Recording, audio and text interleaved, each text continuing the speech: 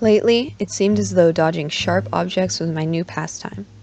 Nails littered the ground, hiding under blades of grass as if begging to be stepped on.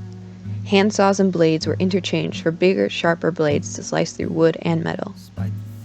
As if that wasn't terrifying enough, the people in charge of these tools were teenagers. It was an extensive process.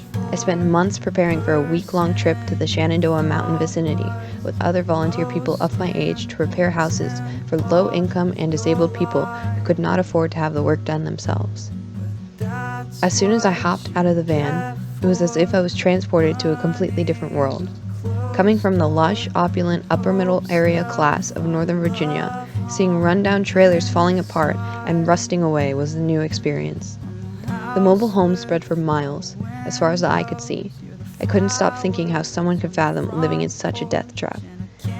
I was seeing the world from a whole new lens, and I never realized I was living so well off. For years, my parents expressed to me that to be successful in life, I needed to have a high-paying job and be financially secure. I was taught this. I was raised a certain way, and I didn't know any different, so I identified highly with the upper-middle class-based group, as I was influenced to do so. With class, you have certain privileges you are born with. You receive certain resources other people don't have and usually never obtain. Typically, lower classes don't get the equivalent level of quality education as higher classes do.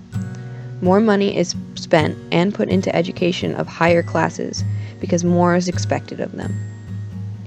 Members of lower income areas have less money to spend for themselves and their family, while I, as well as a majority of the upper middle class, do not even think twice about buying that new purse during window shopping or renovating a bathroom purely for a more pleasant physical aesthetic.